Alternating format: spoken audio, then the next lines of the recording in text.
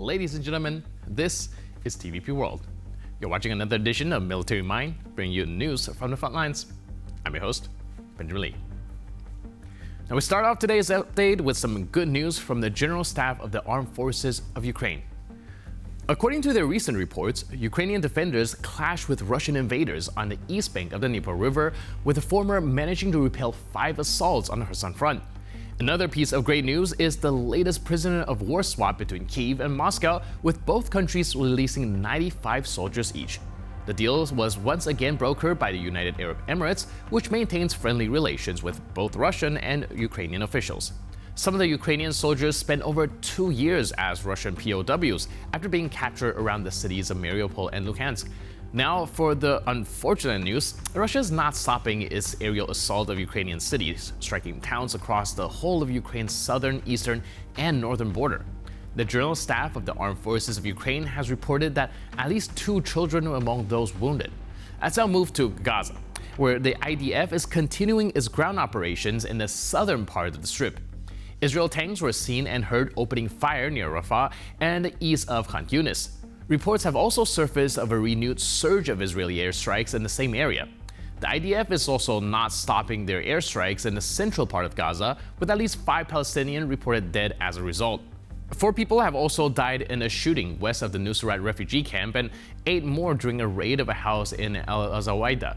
Up north, missiles and drone strikes were also heard in the last 24 hours. The IDF said that it killed Anas Murad, the commander of the Palestinian Islamic Jihad's naval forces in the Gaza City region, and Ahmed al-Masari, another member of the same faction who participated on the October 7th attack on Israel. The latter was responsible for launching a large number of missiles from the city's Sajaya neighborhood.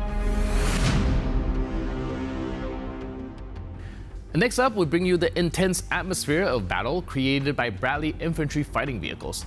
Watch as 2 crews from the Ukrainian 3rd Mechanized Battalion of the 47th Separate Mechanized Brigade engage in fierce combat in the Pokrovsk direction. Now, this footage captures the dynamic coordination between infantry and armored support, showcasing the bravery and tactics of Ukrainian forces on the front lines.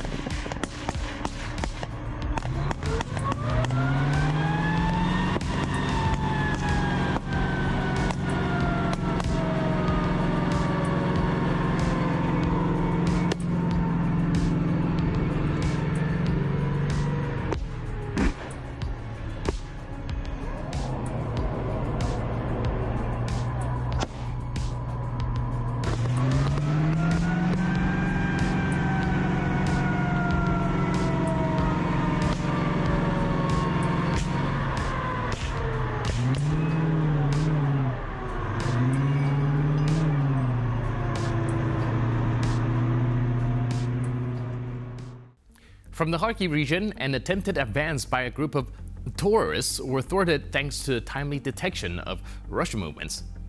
An FPV unit successfully struck a target where the enemy was amassing forces, preventing any further progress.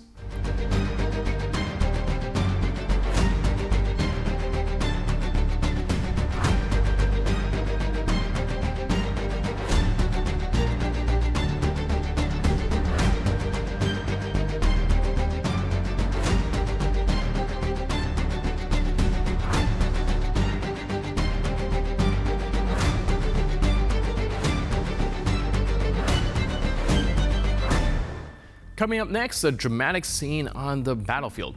Russian soldiers abandoning their comrades under the scorching sun without water. Now, after hastily applying 3 tourniquets, they fled but didn't get far. Ukrainian drones tracked them down and eliminated them.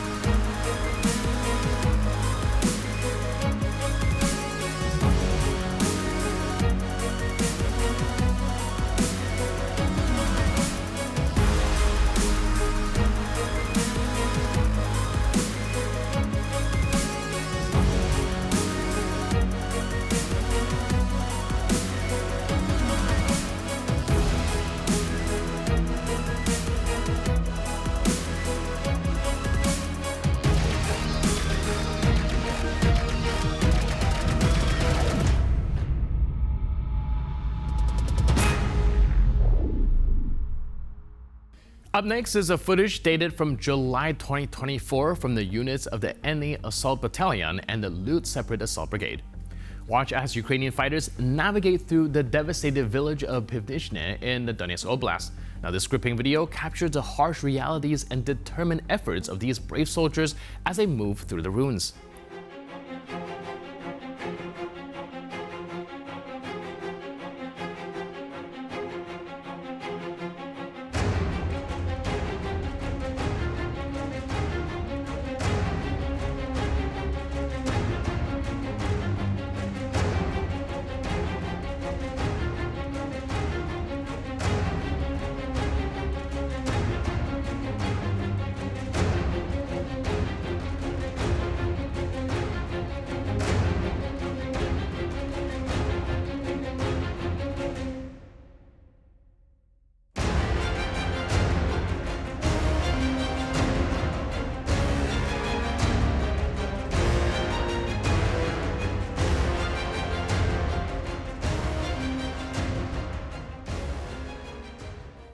Now we delve into the lethal encounters between soldiers and drones, where survival odds are slim.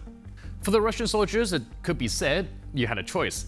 Now in this video, warriors from the SBU's Alpha Special Operations Center discovered a nest of Russian FPV drone operators and delivered a precise strike with a thick drone.